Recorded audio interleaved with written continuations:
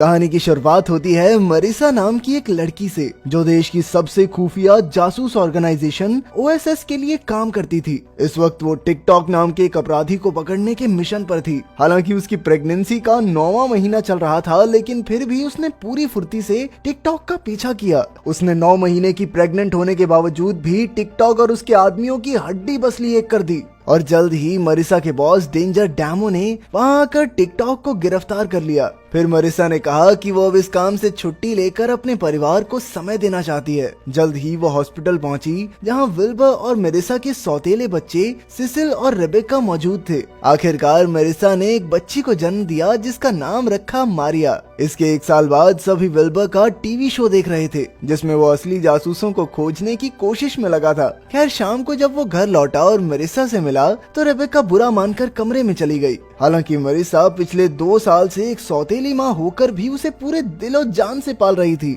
लेकिन रेबेका का मानना था कि माँ तो एक ही होती है। कुछ देर बाद मरीसा रेबेका के कमरे में आई और उसे उसकी माँ की तस्वीर थमाते हुए कहा कि वो उसकी जगह नहीं लेना चाहती, और साथ ही उसे खुश करने के लिए तोहफे में एक नेकलेस दिया, जिसके अंदर एक खास लाल क्रिस्टल जड़ा हुआ था। इससे रेबेका काफी खुश हुई। इसके बाद वो विल्बर के पास गई तो उन्होंने टीवी पर देखा कि साइंटिस्ट के हिसाब से समय अपनी आम रफ्तार से थोड़ा तेज दौड़ने लगा था। दरअसल कुछ ही मिनटों में अब कई घंटे बीत रहे थे और अब तक किसी को भी इस बात का एहसास नहीं हुआ। तब टाइम कीपर नाम के एक विलन ने इसकी जिम्मेदारी ली और पूरी दुनिया पर आर्मागेडॉन नाम का हथियार फेंक कर धरती नष्ट करने की धमकी दी। बाद में टाइम कीपर ने टिकटॉक को वो लाल क्रिस्टल चुराने का हुक्म दिया, जो इस वक्त रेबेका के गले में था। अगली सुबह ओएसएस ने मरीसा को फोन किया और वो क्रिस्टल लेकर ऑफिस पहुंचने को कहा। जब मरीसा ने रेबेका से वो नेकलेस वापस मांगा तो रेबेका ने गुस्सा होकर नेकलेस का खाली डब्बा लौटा दिया। फिर मरीसा ने अपने कुत्ते आर्गोनॉट को बच्चों की रखवाली करने को कहा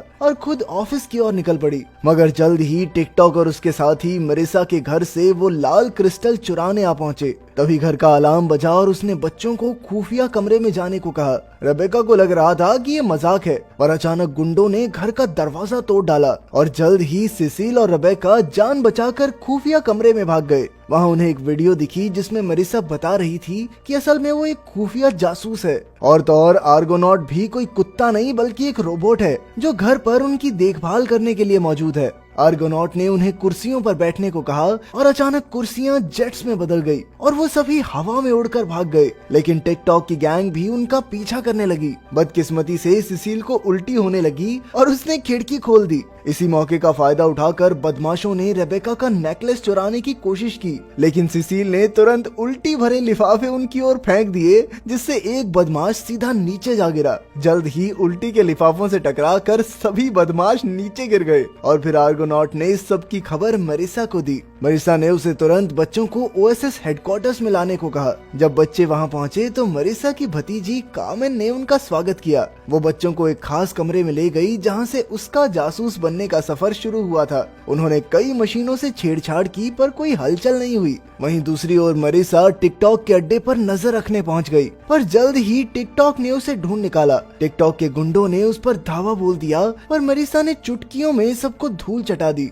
ये देखकर टिकटॉक दुम दबाकर वहां से भाग निकला। उधर रेबेका और सिसिल जासूस बनने के सपने देखकर वहां पड़े हथियार चलाने की कोशिश करने लगे, मगर इसका कोई फायदा नहीं हुआ। अब उन्होंने खुद ही बाहर जाकर टाइम कीपर को पकड़ने का फैसला किया। तभी कुछ सिक्योरिटी गार्ड्स ने उन्हें देख लिया और गार्ड्स को लगा कि वो चुपके से हेडक्वार्टर्स में घुस आए थे, इसीलिए वो उन दोनों के पीछे दौड़ने लगे। पर तब आर्गोनॉट ने अपनी शक्तियों से उन्हें चकमा दे दिया। फिर बच्चे एक खास कमरे में घुसे, जहां उन्हें पता चला कि ओएसएस के जासूसों ने टाइम कीपर का अड्डा ढूंढने की कोशिश की थी, पर वो कामयाब नहीं हो पाए। तभी सिसिल ने वहां लिखा खुफिया मैसेज पढ़ा तो उसके दिमाग की बत्ती जली और उसे समझ आया कि टाइम कीपर का अड्डा बिग टाइम नाम की एक घड़ियों की दुकान में है। इसके बाद वो दोनों अपनी समझदारी से उस अड्डे तक पहुंच गए। उधर कार्मेन ने मरीसा को फोन करके बताया कि बच्चे भाग गए हैं। मरीसा ने उससे बच्चों का पता पूछा और तुरंत दुकान की ओर निकल पड़ी। वहीं बच्चों को दुकान में एक खास दरवाजा मिला जो एक कमरे में खुलता था। अंदर जाने के लिए उन्होंने एक बड़ी सी घड़ी पार की और फिर उन्हें एक कंप्यूटर दिखा जिस पर एक डॉक्यूमेंट्री चल रही थी। उसमें बताया था कि 1930 के एक एक्सपेरिमेंट के दौरान आर्मेगेडॉन हथियार ने एक बच्चे को मूर्ति बनाकर समय में रोक दिया था। इसके कई साल बाद एक लाल क्रिस्टल की मदद से वो बच्चा समय की कैद से आजाद हुआ।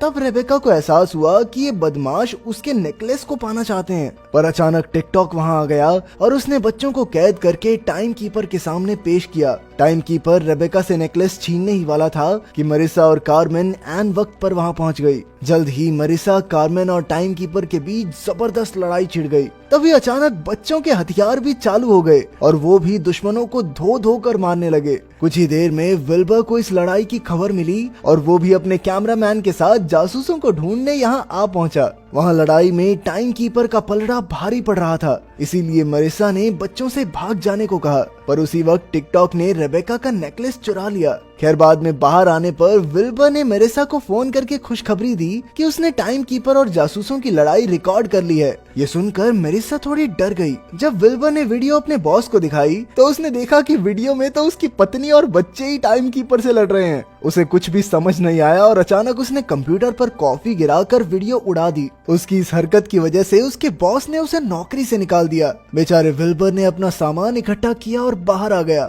बाद में जब वो मरिसा से मिला तो उसने बहुत गुस्सा किया, क्योंकि उसने अब तक विल्बर से ये पूरी सच्चाई छिपा कर रखी थी। मरिसा ने कहा कि उसने ये बात इसीलिए छिपाई क्योंकि जिस दिन उसने मारिया को जन्म दिया उसी दिन उसने नौकरी छोड़ दी थी। लेकिन विल्बर अब भी उसे माफ नहीं कर पाया और गाड़ी में बैठकर चला गया। इधर वक्त बहुत तेज रफ्तार से बीतता जा रहा था। तब ओएसएस एजेंट्स की एक मीटिंग हुई जिसमें बताया गया कि आर्मेगेडॉन हथियार को ओएसएस की बिल्डिंग के लेवल 13 पर बहुत कड़ी सुरक्षा में रखा गया है। बॉस डेंजर ने कहा कि अगर किसी ने आर्मेगेडॉन को चुरा लिया तो धरती का सर्वनाश होना पक्का है। इस केस में कार्मेन का भाई जूनी भी काफी सालों बाद जासूस के रूप में शामिल हुआ। जब जूनी को ओएसएस का बैज मिला तो कार्मेन ने गुस्से में बैज फेंक दिया, क्योंकि वो जूनी के अचानक चले जाने से काफी नाराज थी। खैर डेंजर ने बहुत सारे जासूसों को टाइम कीपर को पकड़ने के मिशन पर भेज दिया और खुद रेबेका और सिसिल से मिलने चला आया। उसने उनकी बहादुरी की तारीफ की और कहा कि वो भी बड़े होकर जासूस बन सकते हैं। जब वो जाने लगा तो अचानक रेबेका ने देखा कि उसकी घड़ी टाइम कीपर की घड़ी जैसी थी और सिसिल को भी एहसास हुआ कि अगर उसके नाम डेंजर डामो के अल्फाबेट्स को थोड़ा इधर उधर हिलाएंगे तो आर्मेगेडॉन बन जाएगा। ये सुनकर डेंजर ने अचानक दरवाजा बंद कर लिया और तब ये खुलासा होता है कि असल में डेंजर ही टाइम कीपर है। फिर वो बच्चों को कमरे में बंद करके खुद बाहर आ गया। उधर मरिसा, कार्मेन और जूनी घड़ियों की दुकान में जा रहे थे कि अचानक बच्चों ने मरिसा को फोन करके बताया कि डेंजर ही असली टाइम कीपर है। लेकिन मरिसा को लगा कि बच्चे हमेशा की तरह उसके साथ मजाक कर रहे हैं और उसने फोन काट दिया। फिर जब वो अंदर घुसे तो टाइम कीपर ने अपना मास्क उतारा तो सबके होश उड़ गए, क्योंकि ये सच में डेंजर डामो ही था। उसे पता लग चुका था कि आर्मेगेडॉन ओएसएस की बिल्डिंग में ही छिपा है और उसके आदमी जल्द ही उस तक पहुंच जाएंगे। फिर उसने सभी जासूसों के बैजेस में लगी चिप को कंट्रोल करके सबको वक्त में कैद करके मूर्ति बना दिया। लेकिन क्योंकि जूनी का बैज कार्मेन ने फेंक दिया था इसीलिए वो बच गया।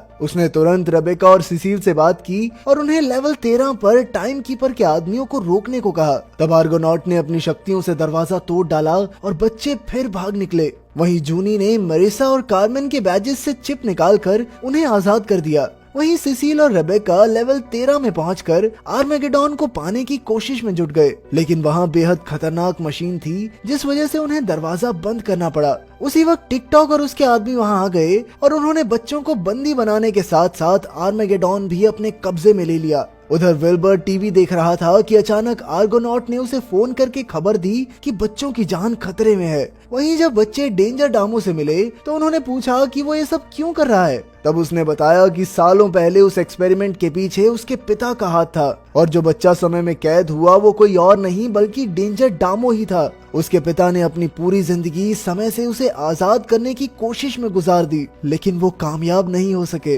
फिर कुछ साल बाद वैज्ञानिकों को वो लाल क्रिस्टल मिला जिसकी अद्भुत शक्तियों से डेंजर डामो को आजाद किया जा सकता था। जब डेंजर आजाद हुआ तो उसने देखा कि उसके सभी परिवार वाले मर चुके थे, इसीलिए वो आर्मेगेडॉन की मदद से समय में वापस जाकर अपने पिता से मिलना चाहता था। तब सिसिल ने देखा कि डेंजर पहले भी समय में वापस जाने की कोशिश कर चुका है, पर हर बार चीजें और बिगड़ जाती थी। असल में टिकटॉक और उसकी पूरी गैंग भी उसका समय के साथ छेड़छाड़ करने का ही नतीजा था। तब रेबेका ने उसका दर्द समझा और उसे बचा हुआ समय खुशी से बिताने की सलाह दी, मगर डेंजर ने किसी की एक न सुनी और वो आर्मेगेडॉन को साथ लेकर टाइम मशीन में चला गया। इस बार वो लाल क्रिस्टल भी उसके पास था, इसीलिए वो समय में वापस जाने में सफल हो गया। लेकिन कुछ ही पलों में वो वापस आ गया। अब वो काफी बूढ़ा हो चुका था, क्योंकि इस तरह बार बार टाइम मशीन में जाने से इंसान के शरीर पर बहुत बुरा असर होता था। वापस आकर उसे समझ आया कि जो बीत गया उसे बदला नहीं जा सकता